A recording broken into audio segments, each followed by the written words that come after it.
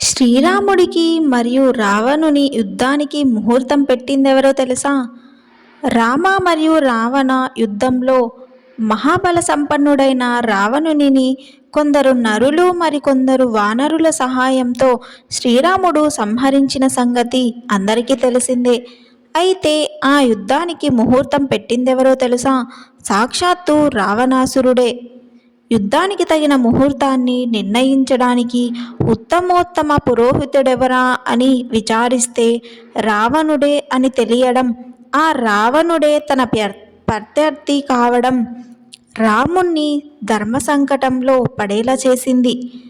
చివరికి హనుమంత, జాంబవంత, అంగద, సుగ్రీవాదులతో సుదీర్ఘ చర్చల అనంతరం రావణుడిని ముహూర్తం అడిగి తెలుసుకోవడం కోసం లక్ష్మణుడిని లంకా నగరానికి పంపాడు.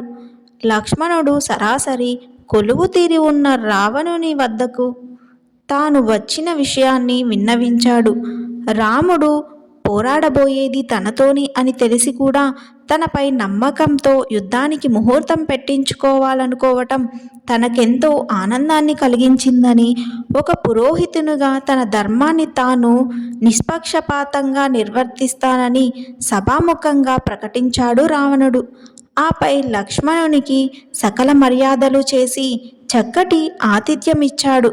అప్పటికే పొద్దుపోయినందువల్ల ఆ సమయంలో ముహూర్తం పెట్టకూడదు కాబట్టి కాసేపు సేద తీరుతూ ఉండమని, ఈలోగా తానే వచ్చి ముహూర్తం చెబుతానని చెప్పి లక్ష్మణునికి విశ్రాంతి తీసుకునేందుకు మందిరాన్ని కేటాయించి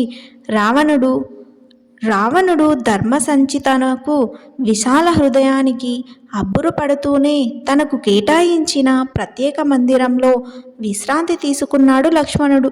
సరిగ్గా బ్రహ్మముహూర్త సమయంలో పురోహితన రూపంలో ఆ మందిరంలోకి అడుగుపెట్టిన రావణుడు మొదట శివపూజను ముగించి తరువాత తాళపత్ర గంధాలను పరిశీలించి యుద్ధంలో రాముడికి విజయం కలిగేందుకు అనువైన సుముహూర్తాన్ని నిర్ణయించాడు.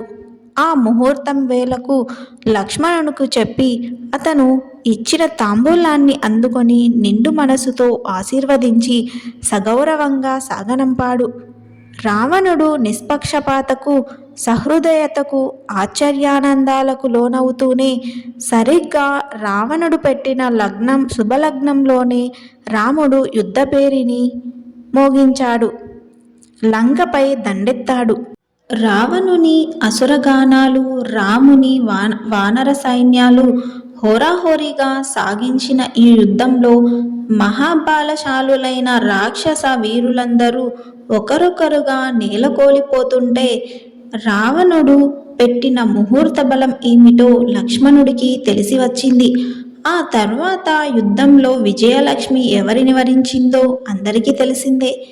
బహుశా అప్పటి నుంచి తన చావుకు తానే ముహూర్తం పెట్టుకున్నాడు అనే సామెత పుట్టి ఉండొచ్చు అని అనుకుంటారు. ఇలాంటి విషయాలు ఇంకా తెలుసుకోవాలి అనుకుంటే మా ఈ ఛానల్ని సబ్స్క్రైబ్ చేసుకోండి.